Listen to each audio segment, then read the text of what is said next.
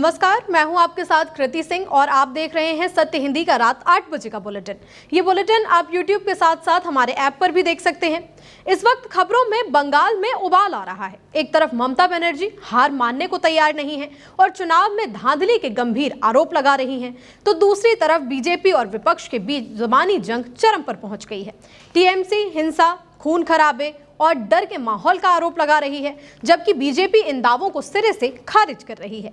वहीं दूसरी तरफ अंतर्राष्ट्रीय मोर्चे पर भी तनाव कम नहीं है। स्ट्रेट ऑफ हॉर्मुज में अमेरिका और ईरान आमने सामने खड़े हुए हैं। अमेरिका ने नया मिशन चलाकर हालात और बिगाड़ दिए हैं। इन्हीं खबरों पर इस बुलेटिन में बात करेंगे, लेकिन पहले देखते हैं दिन भर की 5 बड़ी खबरें। ममता के आरोपों से सियासत गरमाई, बंगाल में हिंसा और धांधली पर बवाल तेज। हार के बाद बोली ममता, सीएम पद से नहीं दूंगी इस्तीफा, भड़क उठी बीजेपी। तमिलनाडु में गठबंधन की सरकार की तैयारी, विजय जोड़ तोड़ में जुटे। केजरीवाल सिसोदिया बिना वकील कोर्ट पहुंचे, हाईकोर्ट करेगा एमिकस नियुक्त। हॉर्मुज पर टकराव बढ़ा, अमेरिका बोला ईरान की पकड़ तोड़ने का मिशन जारी। पश्चिम बंगाल में टीएमसी ने आरोप लगाया है कि बीजेपी हर तरफ हिंसा भड़का रही है।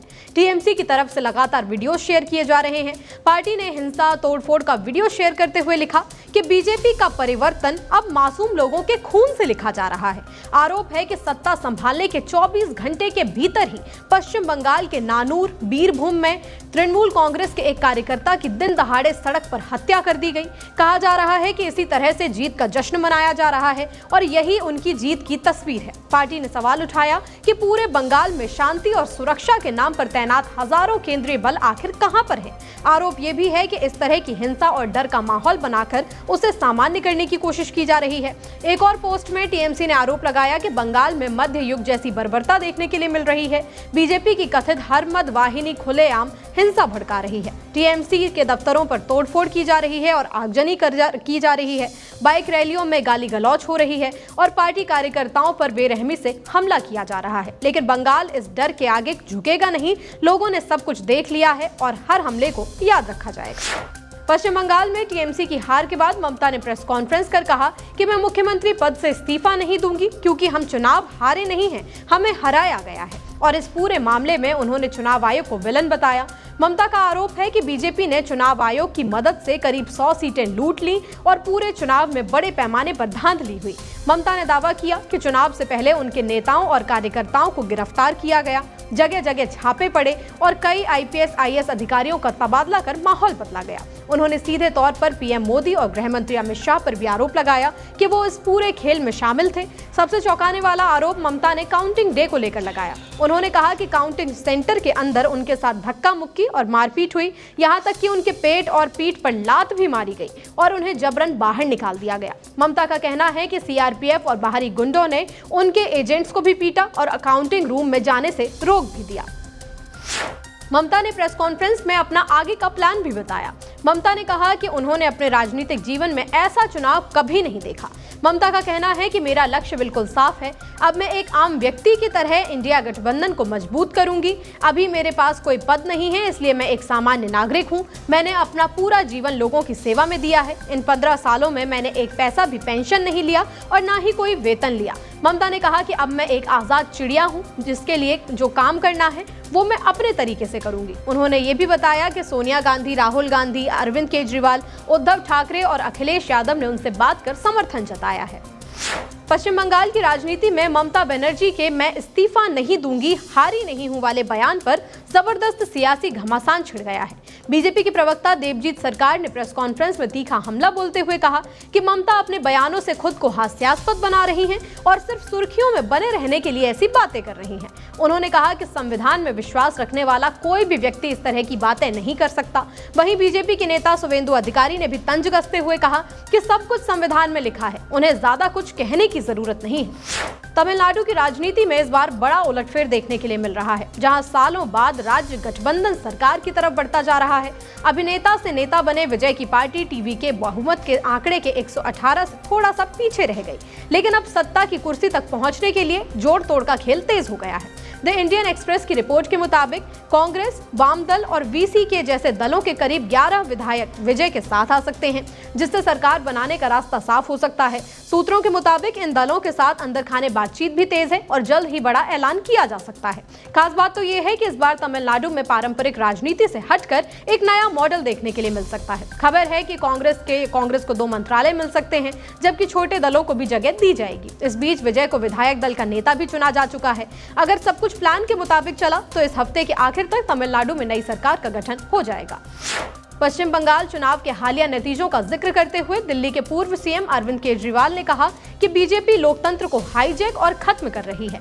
दिल्ली में आम आदमी पार्टी पंजाब विधायकों को संबोधित करते हुए केजरीवाल ने दावा किया कि चुनाव जीतने के लिए वोट काटने जैसे तरीके अपनाए जा रहे हैं और यही खेल अब पूरे देश में चल रहा है। केजरीवाल ने अपने ही चुनाव का उदाहरण देते हुए कहा कि 2025 के दिल्ली विधानसभा चुनाव से पहले उनके क्षेत्र में 1,48,000 वोट थे, लेकिन जेल से लौटने के बाद ये घटकर 1,06,000 रह गए। उन्होंने आरोप लगाया कि करीब 42,000 वोट 6 महीने में हटा दिए गए, जिसकी वजह से वो चुनाव हार गए। उनका कहना है कि जब इतने बड़े स्तर पर वोट ही काट दिए जाएंगे तो किसी के लिए भी जीतना नामुमकिन हो जाएगा। केजरीवाल ने दावा किया कि यही पैटर्न बिहार, महाराष्ट्र और बंगाल में भी अब देखने के लिए मिला है। उन्होंने कहा कि आज देश में लोकतंत्र संकट में है और अगर ये सिलसिला नहीं रुका तो आने वाले समय में हालात और गंभीर हो जाएंगे। बुलेटिन में आगे अभी और भी खबरें हैं। केजरीवाल सिसोदिया बिना वकील कोर्ट में, जज ने उठाया बड़ा कदम। गौरव गोगोई बोले असम की जनता ने नतीजे स्वीकार नहीं किए। हॉर्मुज पर टकराव, अमेरिका बोला ईरान की पकड़ तोड़ेंगे। यूएई ने हवाई रास्तों पर लगाई पाबंदी, सुरक्षा अलर्ट जारी। दिल्ली हाई कोर्ट ने दिल्ली के पूर्व मुख्यमंत्री अरविंद केजरीवाल और मनीष सिसोदिया के लिए सीनियर वकीलों को एमिकस यानी अदालत का मित्र के तौर पर नियुक्त करने का फैसला किया है। दिल्ली हाई कोर्ट ने मंगलवार को कहा कि वो आम आदमी पार्टी नेताओं अरविंद केजरीवाल और मनीष सिसोदिया और उनके पार्टी सहयोगी दुर्गेश पाठक का प्रतिनिधित्व करने के लिए 3 वरिष्ठ वकीलों को एमिकस क्यूरी के तौर पर नियुक्त करेगा। ये फैसला तब आया जब इन नेताओं ने शराब नीति मामले में चल रही सुनवाई का बहिष्कार कर दिया। आम आदमी पार्टी नेताओं ने जज पर पक्षपात की आशंका जताई। हालांकि कोर्ट ने इन आरोपों को सिरे से खारिज करते हुए कहा कि ये सिर्फ शंकाएं हैं, इनके समर्थन में कोई ठोस सबूत नहीं है। अब जस्टिस शर्मा ने साफ कर दिया है कि शुक्रवार को एमिकस क्यूरी की नियुक्ति का आदेश दिया जाएगा और उसके बाद इस हाई प्रोफाइल केस की सुनवाई शुरू कर दी जाएगी। असम चुनाव में कांग्रेस की हार की जिम्मेदारी गौरव गोगोई ने अपने सिर ले ली है। गोगोई ने कहा कि लोगों ने इन नतीजों को पूरी तरह से स्वीकार नहीं किया है और कई सीटों पर आए परिणाम हैरान करने वाले हैं। उनका कहना है कि पार्टी को उम्मीद थी कि मुकाबला बेहद कड़ा होगा, लेकिन नतीजे उम्मीद से अलग रहे। गौरव गोगोई ने एक जिम्मेदार नेता की तरह हार की पूरी जिम्मेदारी अपने ऊपर लेते हुए कहा कि कप्तान होने के नाते ये मेरी जिम्मेदारी है। उन्होंने कहा कि अब पार्टी आत्ममंथन करेगी और आगे की रणनीति तैयार की जाएगी। साथ ही उन्होंने ऐलान किया कि 9 मई को कांग्रेस अपने सभी नए चुने गए विधायकों की बैठक बुलाएगी, जिसमें हार के कारणों पर चर्चा होगी और आगे की दिशा तय की जाएगी। इस बयान के बाद साफ है कि असम कांग्रेस अब नुकसान की भरपाई और संगठन को मजबूत करने पर फोकस कर रही है। अमेरिका और ईरान के बीच हॉर्मुज को लेकर टकराव अब खुलकर सामने आ गया है। अमेरिकी रक्षा मंत्री पीट हेग्सेथ ने साफ कहा कि अमेरिका अपने प्रोजेक्ट फ्रीडम ऑपरेशन के जरिए ईरान की उस पकड़ को तोड़ना चाहता है जिसे वो गैर कानूनी मानता है। पेंटागन में प्रेस कॉन्फ्रेंस करते हुए उन्होंने कहा कि अमेरिका का मकसद साफ है, खाड़ी में गुजरने वाले जहाजों को ईरानी आक्रामकता से बचाना और अंतर्राष्ट्रीय समुद्री रास्तों को सुरक्षित रखना। उन्होंने ये भी कहा कि इस मिशन के तहत अमेरिकी सेना को ईरान की हवाई सीमा या फिर समुद्री सीमा में घुसने की जरूरत नहीं पड़ेगी।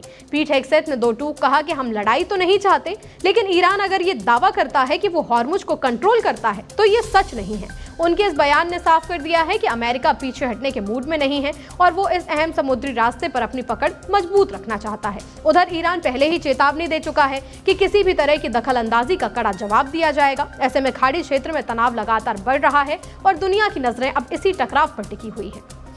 खाड़ी में बढ़ते तनाव के बीच यूएई ने अपने हवाई क्षेत्र पर फिर से सख्ती बढ़ा दी है। यूएई के सिविल एविएशन अथॉरिटी ने नोटम जारी कर बताया कि 11 मई तक उड़ानों को सिर्फ कुछ तय रूट से ही आने जाने की इजाजत दी जाएगी और इमरजेंसी सिक्योरिटी प्रोटोकॉल भी लागू कर दिए गए हैं।